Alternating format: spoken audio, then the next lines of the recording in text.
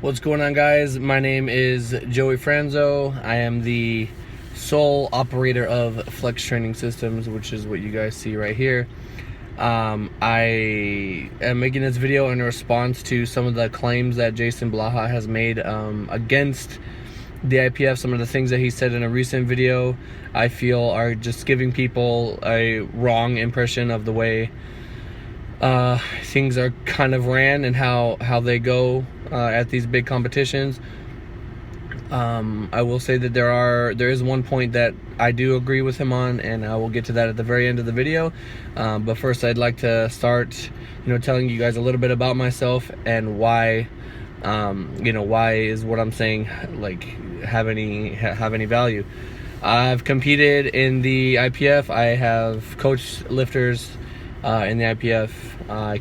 I've also competed in other federations. I've competed in the USPA and the IPL, which is gives me a better grounds in which to say what I'm saying, because I've seen both sides of the coin, so I can kind of give you guys a good idea of what exactly is going on.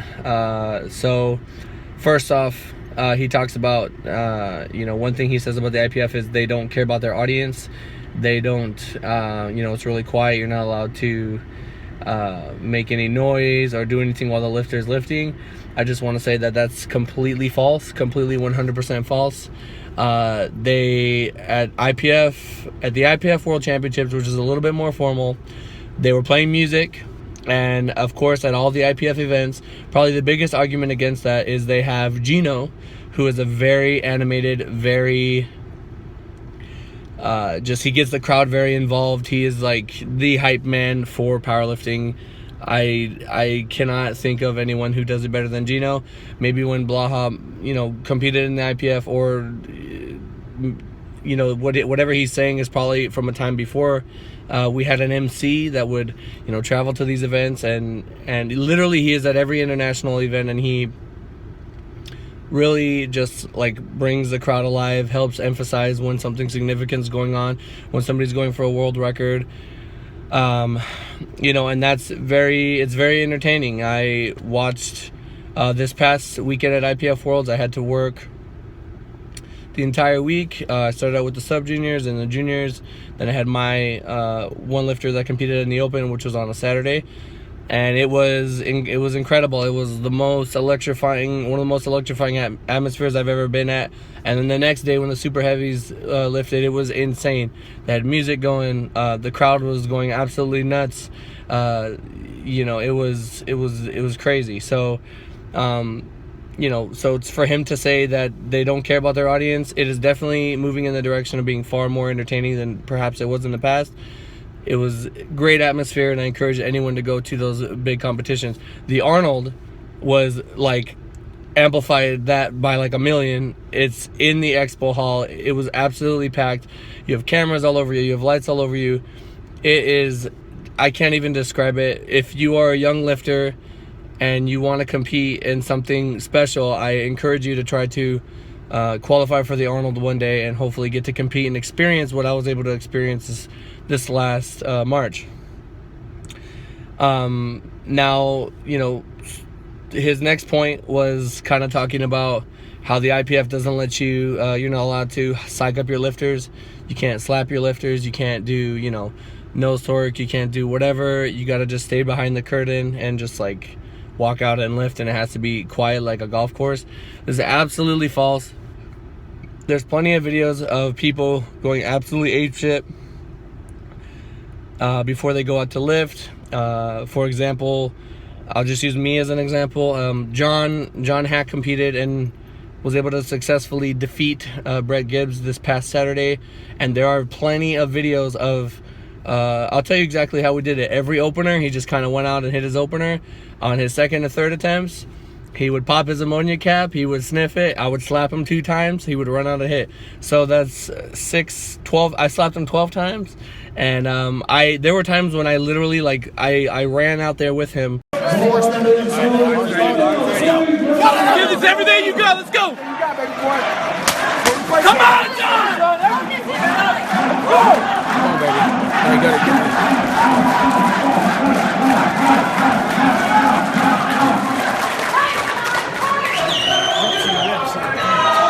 Take your time, John! Let's go, John! Go, John! Come on, man! All of it now!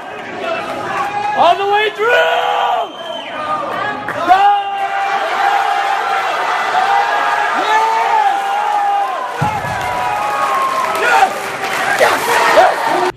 Screaming in his ear, you know, just as loud as I could, just trying to hype him up as much as I can.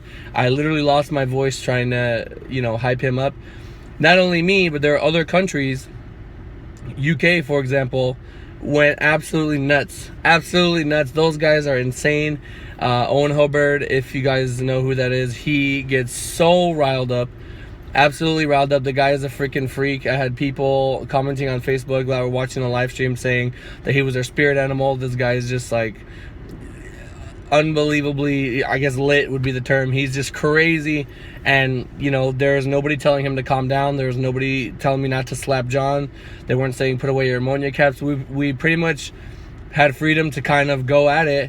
And I really feel like that helped, you know, hype up the atmosphere. For Christ's sakes, the audience was cheering, hack, hack, hack, hack. Like, it was, the crowd is involved in the competition too. It's not just, you know, the lifter's going to go out there and it's quiet. If you guys watch any videos from this last competition, you'll see that that's not true. That's why I know Blaha didn't watch anything, because, you know, everything that he's saying was clearly not the case. So, you know, the final thing I wanted to say is what I do agree with him on. He says that the IPF doesn't care about the safety of their lifters, which I feel is okay. So they do care about the safety of their lifters, but I feel it is the meet director's job. You know, the IPF is like it's like a network of people, right? You have the people at the top, then you have people that go down, then you have meet directors, you have judges, staff, whatever, media, blah, blah, blah. Everybody has their own job. Everybody has to kind of do what they're supposed to do in order for the machine to work on its own. And, you know, the meet director, although they do have a lot of responsibility, you know, they are given a ton of money by sponsors, and they need to use that money to provide a safe atmosphere for the lifters to compete. And I feel that at this competition, some of the guys that they had back spotting were just not prepared. So, you know, let's cut the IPF some slack. There were 700 plus lifters. 700 plus lifters. There are only a few incidences. And I think only one person got hurt, and he was only hurt because it was like he got hurt on the lift, and then they had to come in and grab him. That's actually like pretty good statistically if you think about it. Powerlifting is a very, you know, especially with third attempts, attempt selection is another thing. And I think, you know, in some of those cases you can kind of look at the numbers that were called, and you know, they probably should have never been called, and it would have saved the lifter and everybody involved in the situation. But on a third attempt, sometimes you don't know, the lifter has no idea if they're going to make it or not, which I believe should be avoided, but we'll get into that in another video. And, you know, you put that weight on the bar, nobody knows if you're going to make it or not. If you miss, like, how are the spotters? They just have to be ready at all times. You know, maybe you cannot like fall asleep for 1 second, especially when there's like 900 plus pounds on the bar. That is literally bone crushing weight. So, you know, the spotters have to be ready. They have to be on their toes. I don't really know what else the IPF can do to kind of like avoid situations like that. If you add a monolift, it's just like, then people don't walk out, and it's not the same sport. It's different. You're just not walking out. You're just, you know, I'm not a fan of the monolift. I think it is the meet director's responsibility to kind of use, you know, the resources that they're given to find adequate spotters and loaders. I will say that in my experience, at USAPL Raw Nationals and at the Arnold, those spotters were fantastic. They were extremely fast. Literally, when you're racking the bar, they're already pulling the weights off. Everybody, they all work out, they all train. There's no like 95-pound guys like trying to spot a 400-pound guy. So, you know, but then again, it's a different meet director. I don't know this meet director. I've never Never really heard of him. Supposedly he's a big guy in the IPF, but you have to use your resources to get the right personnel to do the job. And, you know, whether it's spotting, loading, you know, just facilitating the whole competition. I do agree there with Blaha that they could have had better spotters and loaders. Sometimes things happen. You know, sometimes the lifter might even just dump the bar, and in that case, nobody can do anything. Nobody can do anything at that point. If the lifter doesn't stay with the weight, you know, then it doesn't matter how many guys you have there. Nobody's going to be able to catch 900 pounds. So I hope that helped clear the air for some of you guys. You know, the IPF is definitely the top of the food chain when it comes to powerlifting. There are other federations that are pretty good. The USPA is pretty good. IPL is decent.